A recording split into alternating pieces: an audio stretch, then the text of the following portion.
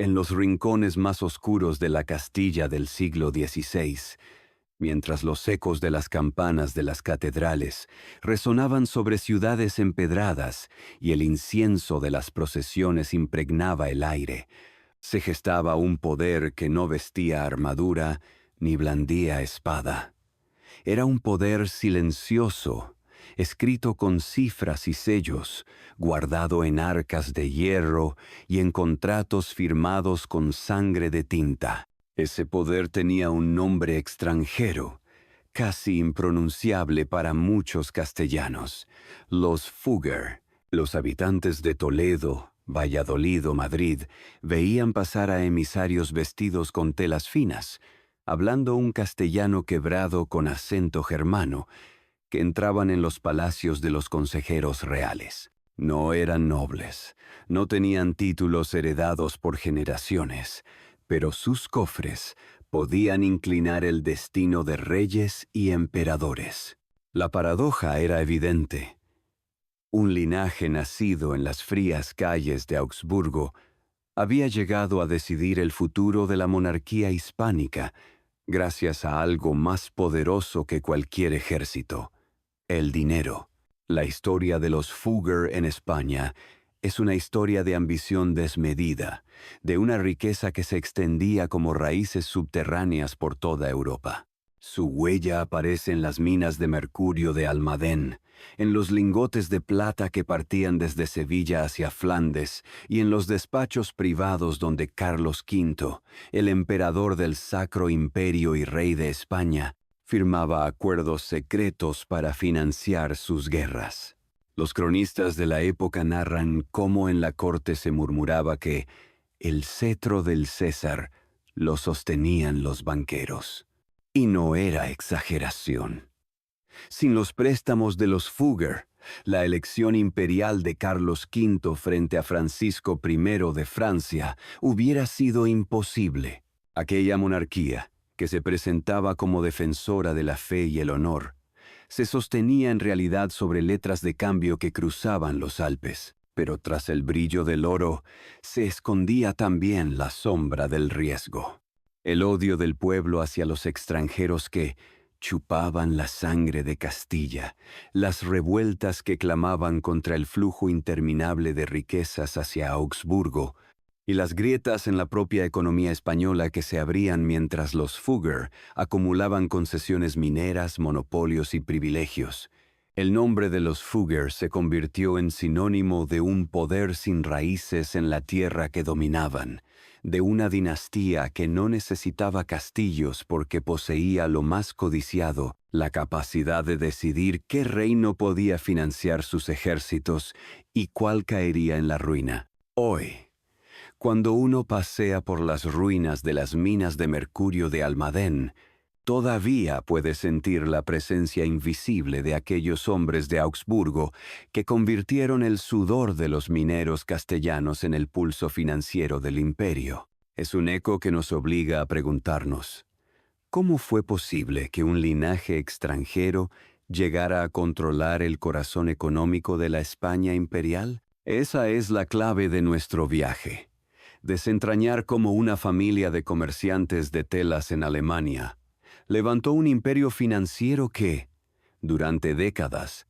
sostuvo a los monarcas más poderosos de Europa y al mismo tiempo dejó tras de sí una herencia de recelos, privilegios y contradicciones. En la ciudad de Augsburgo, en el corazón de Baviera, el aire frío de los inviernos tardomedievales solía mezclarse con el bullicio de artesanos y comerciantes que daban vida a una de las urbes más prósperas del Sacro Imperio. Allí, entre callejuelas empedradas y casas de madera oscura, nació en el siglo XV la historia de una familia que cambiaría el rumbo económico de Europa: los Fugger. La primera mención destacada remite a Hans Fagger, un humilde tejedor que, hacia el año 1460, se instaló en Augsburgo buscando prosperidad. Su oficio era sencillo, pero su ambición inmensa. En un tiempo donde el tejido de lino y algodón empezaba a alimentar la riqueza de las ciudades imperiales, Hans supo abrirse paso con disciplina y visión. La base era modesta: un taller textil, unos cuantos aprendices y el deseo de escalar más allá de la rutina artesanal. El salto decisivo vino con la siguiente generación, personificada en Jakob Fugger, el rico. Nacido en 1459, Jacob encarnó la transición de la familia desde la mera producción textil al universo, mucho más arriesgado y rentable de la banca y la especulación. Dotado de un olfato extraordinario para los negocios, pronto entendió que el comercio de telas podía ser solo la puerta de entrada a un mundo de finanzas que movía reinos enteros. La clave fue Augsburgo misma. La ciudad estaba estratégicamente situada en las rutas que conectaban el norte de Europa con Italia. Allí llegaban mercaderes venecianos, genoveses y florentinos, trayendo no solo sedas y especias, sino también nuevas formas de crédito, letras de cambio y prácticas financieras que transformaban el comercio medieval en capitalismo temprano.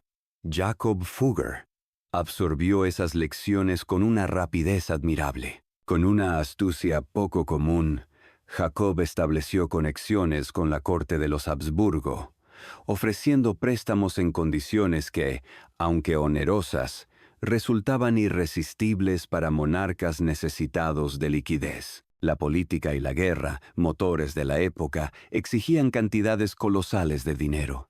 Los Fugger se convirtieron en la arteria que suministraba ese oxígeno económico. El verdadero salto de la familia se produjo en el cambio de siglo, cuando los Fugger lograron hacerse con concesiones mineras en el Tirol y en Hungría, ampliando después sus intereses hacia el mercurio de Almadén en Castilla y la plata de América. No eran simples prestamistas, eran ya empresarios verticales, controlando desde la extracción de minerales hasta la acuñación de moneda y el comercio internacional. En el plano familiar, los Fugger cultivaron cuidadosamente una red de alianzas matrimoniales y religiosas.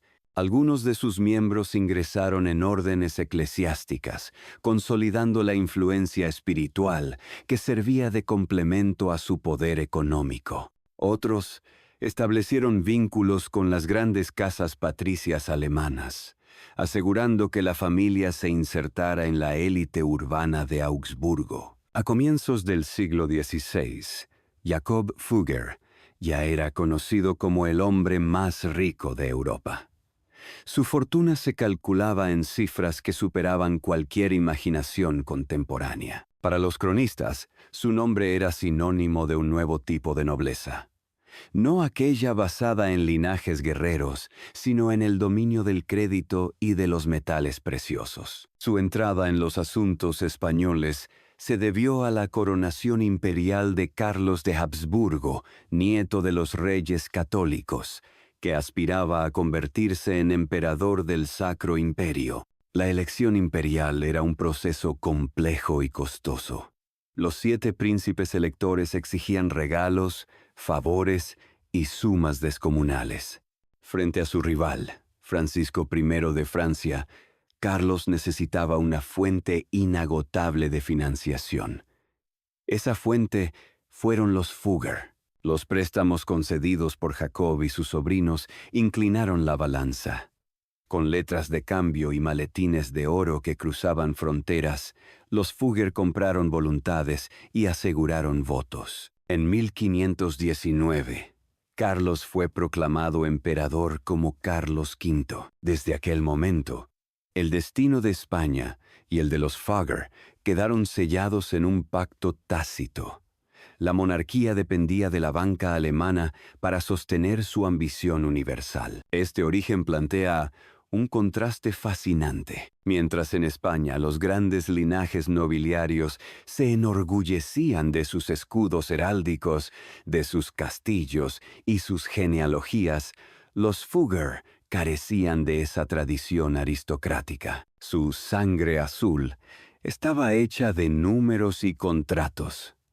y sin embargo lograron situarse en el mismo nivel e incluso por encima de los duques y condes castellanos. No eran españoles, no eran nobles de espada, pero su influencia en la política de Castilla fue tan decisiva que sin ellos no puede entenderse el siglo XVI.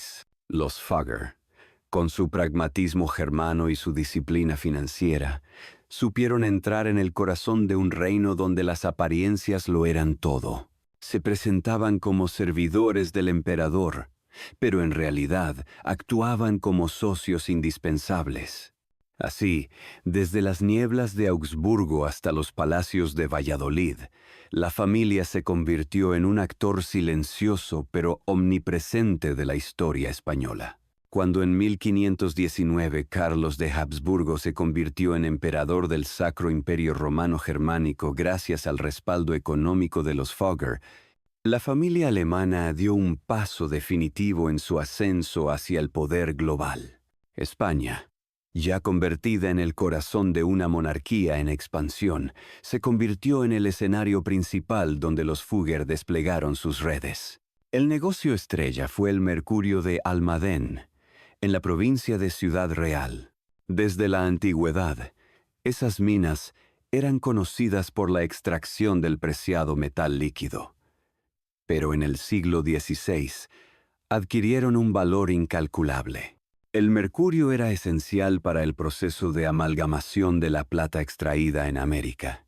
Sin él, los lingotes que partían de Potosí o de México no podían fundirse ni refinarse adecuadamente. Controlar Almadén significaba controlar el flujo mismo de la riqueza americana. En 1525, el emperador otorgó a los Fugger la administración de estas minas. Los alemanes introdujeron nuevas técnicas, impusieron una disciplina férrea y convirtieron Almadén en una auténtica factoría del imperio. Bajo la superficie, miles de obreros y forzados trabajaban en condiciones extremas, respirando vapores tóxicos y soportando jornadas interminables. Arriba, los agentes de los Fugger registraban cada saco de cinabrio, cada carga que salía rumbo a Sevilla, donde la Casa de la Contratación vigilaba el comercio ultramarino.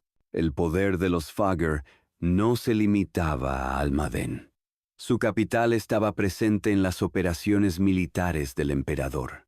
Las guerras contra Francia, las campañas en Italia, la defensa de Viena frente a los turcos, todas esas empresas se financiaban gracias a las letras de cambio firmadas en Augsburgo y respaldadas en Castilla. En cada movimiento de tropas había un trasfondo financiero.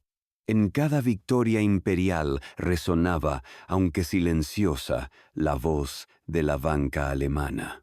La relación con Carlos V era, en muchos sentidos, simbiótica. El emperador necesitaba dinero constante para sostener un imperio donde no se ponía el sol. Los Fugger, por su parte, obtenían concesiones, privilegios y monopolios que reforzaban su dominio. Era una danza delicada, en la que la corona y los banqueros se necesitaban mutuamente. Uno de los símbolos de esta época dorada fue la presencia de los agentes Fugger en las principales ciudades castellanas. En Valladolid, Toledo y Madrid establecieron residencias, oficinas y almacenes. Sus casas, sobrias en el exterior pero lujosas en el interior, eran centros de decisión donde se cruzaban funcionarios reales, comerciantes locales y diplomáticos extranjeros. Allí se hablaba un castellano marcado por acentos germánicos y se firmaban contratos que podían alterar el destino de Europa. El monopolio del mercurio permitió a los Fugger insertarse también en el comercio atlántico. Desde Almadén, el metal se enviaba a Sevilla y de allí cruzaba el océano rumbo a Veracruz o a Cartagena de Indias. En los talleres de Potosí, los mineros indígenas utilizaban ese mercurio para separar la plata de la roca. Así, cada moneda acuñada en la Ceca de México o en la de Sevilla llevaba implícita la huella invisible de los Fugger. Los cronistas de la época, fascinados y a la vez alarmados, describían a los Fugger como reyes sin corona.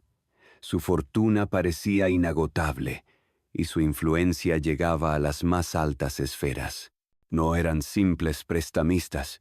Habían creado una red financiera que conectaba a Augsburgo, Amberes, Sevilla, Roma y Viena. En cada puerto, en cada feria, en cada negociación diplomática, había rastros de sus operaciones. El punto culminante de este auge coincidió con la abdicación de Carlos V y la llegada de Felipe II al trono en 1556. El nuevo monarca, mucho más austero y centralizador que su padre, comprendía la necesidad de mantener la colaboración con los banqueros alemanes. Sin embargo, también intentó reducir su dependencia. La administración de Felipe se caracterizó por una mayor intervención estatal, pero la magnitud del imperio obligaba a seguir recurriendo a los préstamos fuggerianos. Durante esos años, los Fugger consolidaron su papel no solo como proveedores de crédito, sino también como inversores en las infraestructuras del imperio. Financiaron la construcción de galeras, el abastecimiento de ejércitos y la compra de armamento. El oro y la plata que llegaban desde América pasaban, en muchos casos, directamente a sus arcas como pago de intereses. El esplendor de esta época se refleja también en la arquitectura. En Augsburgo, la familia levantó la Fuggerei, el complejo de viviendas sociales más antiguo de Europa, todavía habitado hoy en día. Era un gesto de prestigio y de piedad cristiana, pero también una muestra de poder. Podían permitirse financiar obras de caridad con los beneficios obtenidos en las minas españolas. En Castilla, su presencia se percibía menos en edificios monumentales y más en contratos, en privilegios concedidos y en la omnipresencia de su nombre en los archivos notariales. En lo social, su ascenso generó admiración y resentimiento. Para los nobles castellanos, resultaba humillante ver cómo una familia extranjera, sin linaje ni títulos tradicionales, gozaba de la confianza imperial y acaparaba concesiones que en otros tiempos habrían correspondido a la aristocracia local. Para el pueblo llano, los Fugger eran sinónimo de explotación. Eran los extranjeros que extraían la riqueza de Castilla y la enviaban más allá de los Pirineos. A pesar de las tensiones, los años centrales del siglo XVI marcaron la edad dorada de los Fugger en España. Controlaban Almadén, dominaban el mercurio, financiaban al emperador y eran indispensables para el funcionamiento de la monarquía más extensa de su tiempo. Su poder parecía indestructible, pero bajo esa superficie de esplendor se gestaban también las semillas del conflicto. El endeudamiento creciente de la corona, las bancarrotas declaradas por Felipe II y el resentimiento popular empezaban a abrir grietas en esa alianza. Como en toda historia de ascenso fulgurante, la cúspide era solo el preludio de un descenso inevitable. La cúspide de los Fugger en España coincidió con los años en que la monarquía hispánica parecía extender sus dominios de manera imparable. Sin embargo, el resplandor del oro y de la plata escondía grietas profundas. La misma maquinaria financiera que había llevado a Carlos V al trono imperial empezó a mostrar su fragilidad bajo el reinado de Felipe II, un monarca obsesionado con el control y con el ideal de una monarquía católica universal. El principal problema era estructural. La corona gastaba mucho más de lo que ingresaba. Las guerras contra Francia, los conflictos en Flandes, la defensa del Mediterráneo frente a los turcos y el sostenimiento de una burocracia inmensa exigían flujos de dinero constantes. Los tesoros que llegaban desde América eran colosales, pero no bastaban. Gran parte de ese metal precioso se destinaba directamente al pago de deudas con banqueros como los Fugger o los genoveses. En 1557, apenas un año después de su subida al trono, Felipe II se vio obligado a declarar la primera suspensión de pagos. Aquello supuso un terremoto financiero. Las letras de cambio dejaron de cobrarse. Los intereses se acumularon y la confianza en la corona se resquebrajó. Los Fugger, pese a sus privilegios y su poder, no pudieron escapar del golpe. Parte de sus capitales quedó atrapada en la maraña de deudas impagadas. Aunque las negociaciones posteriores permitieron reestructurar la deuda y mantener la relación, quedó claro que el riesgo de financiar al imperio era enorme. El banquero más poderoso de Europa podía ver cómo sus inversiones se esfumaban por una simple decisión real. La relación entre la monarquía y los Fugger se convirtió en un matrimonio forzoso. Ninguno podía prescindir del otro, pero la confianza estaba herida. El resentimiento popular hacia los Fugger crecía al mismo tiempo. En Castilla, las ciudades soportaban cargas fiscales cada vez más pesadas. Los arbitristas y cronistas denunciaban que el oro de Indias no se quedaba en España, sino que volaba hacia Augsburgo y Génova. El pueblo murmuraba contra los extranjeros que se enriquecían a costa del sudor castellano. En los pasquines y sátiras de la época, los Fugger aparecían caricaturizados como usureros que drenaban la sangre de la patria. La imagen de los Fugger empeoró aún más por las condiciones de trabajo en las minas de Almadén. Los informes describen un panorama dantesco: prisioneros y forzados descendiendo a galerías cargadas de gases venenosos, donde el mercurio se adhería a la piel y destruía lentamente la salud. Las muertes eran frecuentes, y los cuerpos se amontonaban en cementerios improvisados cerca de la mina. Para los críticos, aquello era la prueba de que los Fugger no traían progreso, sino explotación brutal. Las bancarrotas se repitieron. En 1575, 1596 y de nuevo en el siglo XVII. Cada una de ellas supuso pérdidas enormes para los acreedores, pero también la confirmación de que el modelo financiero imperial estaba roto. Los Fugger, aunque poderosos, no podían controlar los designios de una monarquía que gastaba sin freno en nombre de la fe y de la gloria. El conflicto social se manifestó en múltiples formas. En las cortes castellanas, los procuradores se quejaban de la sangría que provocaban los pagos a los banqueros extranjeros. En los memoriales dirigidos al rey, los consejeros advertían del peligro de entregar el corazón económico del imperio a manos que no eran españolas. Aunque Felipe II mantenía el vínculo por necesidad, también intentaba reforzar la presencia de banqueros genoveses y reducir, en lo posible, la hegemonía de los Fugger. Otro frente de tensión surgió en el ámbito religioso. En una época donde la reforma protestante sacudía a Europa, la identidad luterana de muchos comerciantes alemanes despertaba recelos en la monarquía católica. Aunque los Fugger se presentaban como católicos ejemplares financiando conventos, iglesias y fundaciones piadosas, la sospecha nunca desapareció del todo. Para los sectores más intransigentes de la corte, era intolerable que el destino de la monarquía católica dependiera de banqueros germanos. El prestigio de los Fugger también sufrió en el plano internacional. La banca genovesa, más flexible y cercana a los mercados mediterráneos, fue ganando terreno en la financiación de la corona.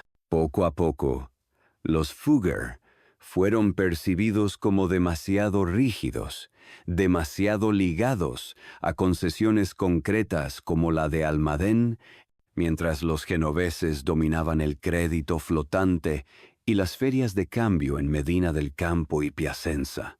Este lado oscuro de los Fugger en España revela una paradoja. Cuanto más poder acumulaban, más vulnerables se volvían al odio y al resentimiento. Eran indispensables, pero también odiados. Eran la llave del imperio, pero al mismo tiempo el recordatorio constante de su dependencia de fuerzas extranjeras. La historia de esta etapa se puede leer en los archivos reales.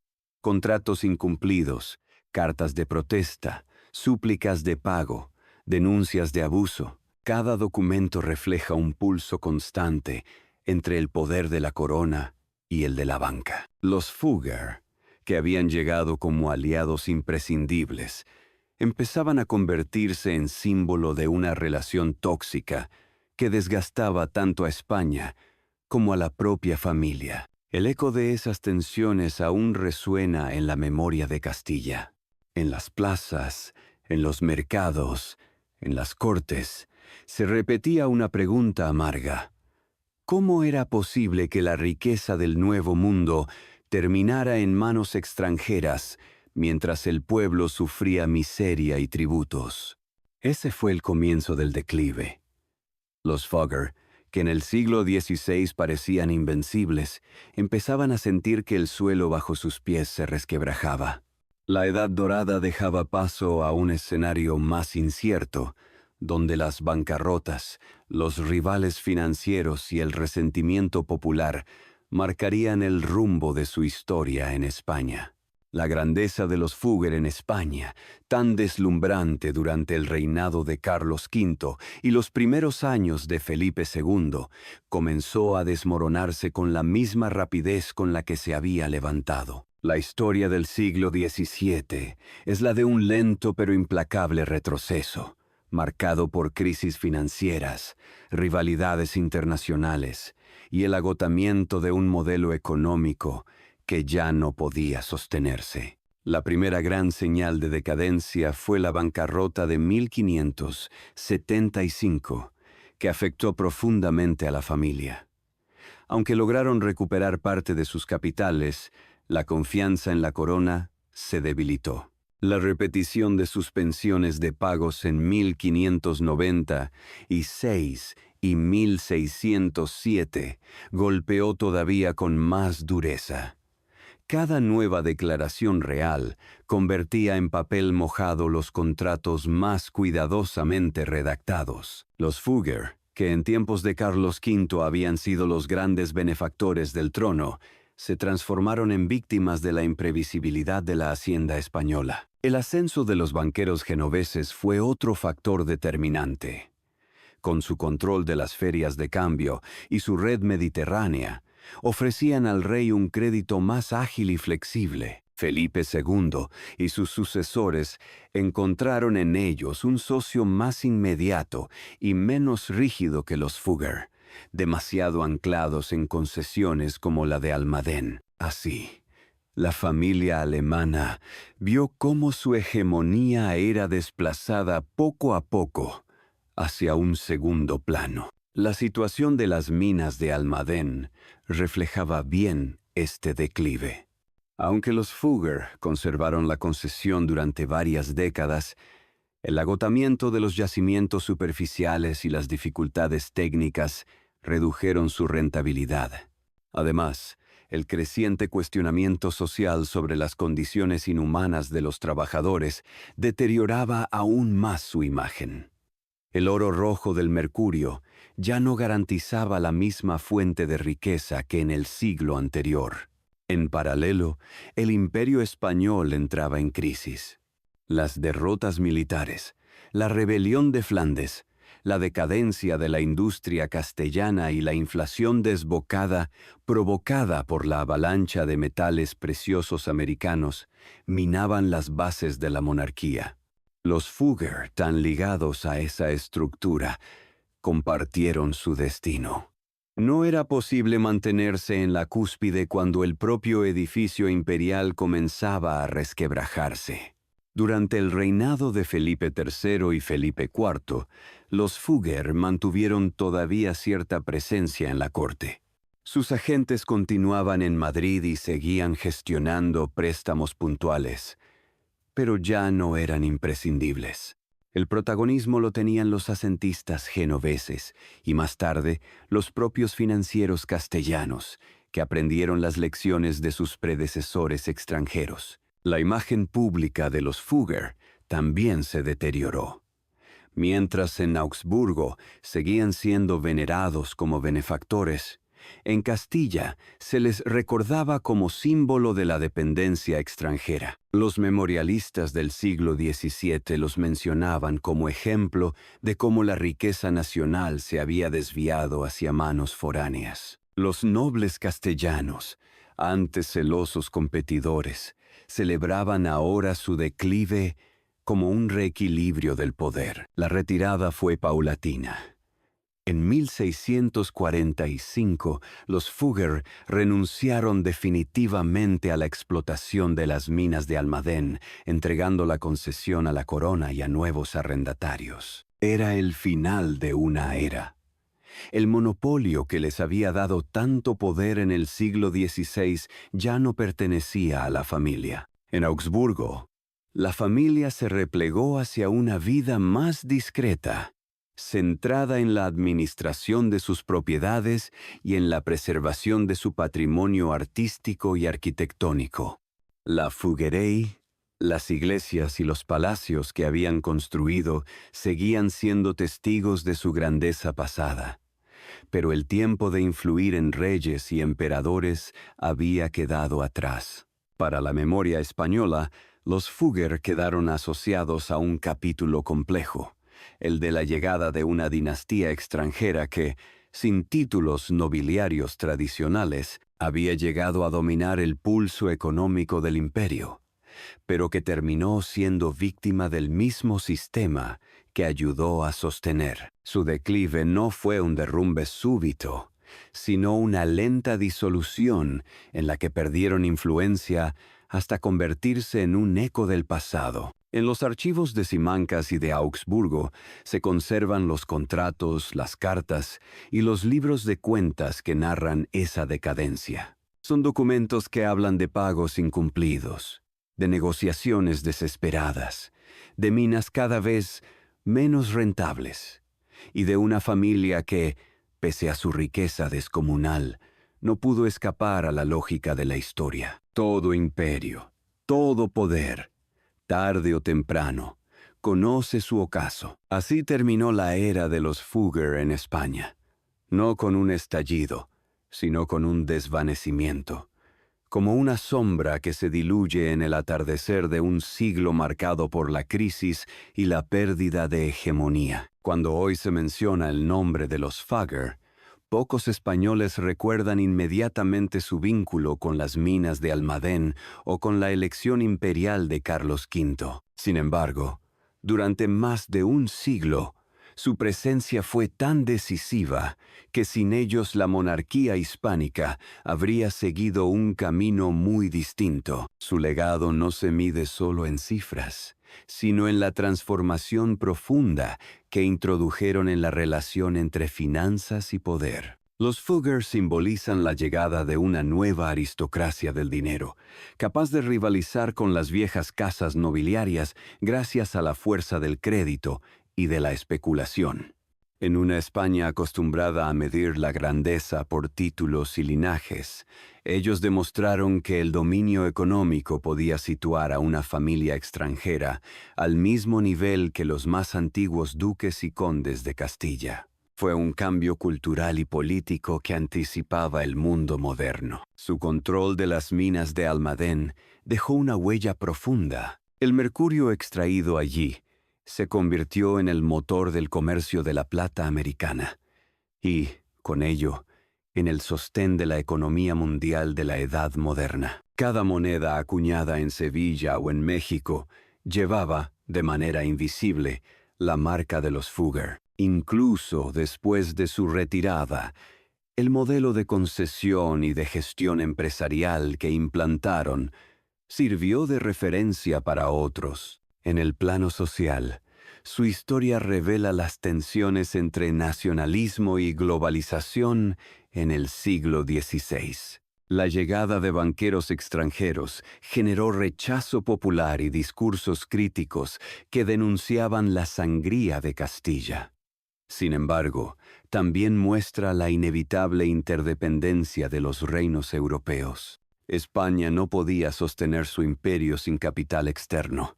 Los Fugger fueron la prueba viviente de esa realidad. El contraste entre su auge y su declive sirve como advertencia histórica. Durante unas décadas parecieron invencibles, los auténticos reyes sin corona, que decidían elecciones imperiales y controlaban recursos estratégicos. Pero las bancarrotas reales, el cambio en las redes financieras y la propia fragilidad de un imperio sobreextendido los arrastraron hacia la irrelevancia. El mensaje es claro. El poder económico, por grande que sea, nunca está blindado frente a los vaivenes de la política y de la historia. En la memoria de Augsburgo, los Fugger siguen siendo venerados como benefactores. La Fuggerei, aún habitada, recuerda su filantropía y su compromiso religioso. En cambio, en la memoria española, su figura es más ambigua, símbolo de riqueza y modernidad, pero también de explotación y dependencia.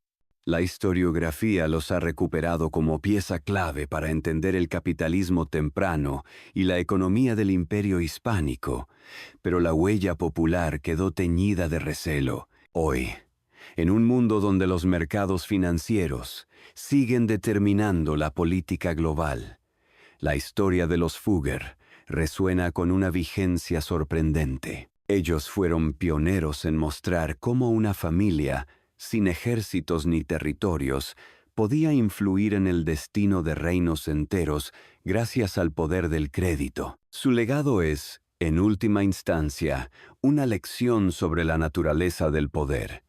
Siempre cambiante, siempre dependiente de fuerzas invisibles, siempre vulnerable a la fragilidad humana. Así concluye la historia de los Fugger en España. Un relato de ambición, esplendor y ocaso que nos invita a reflexionar sobre las paradojas de la riqueza, porque detrás de cada lingote de plata americana brillaba también la sombra de un apellido alemán que, durante un siglo, sostuvo y condicionó los designios de la monarquía más poderosa del mundo.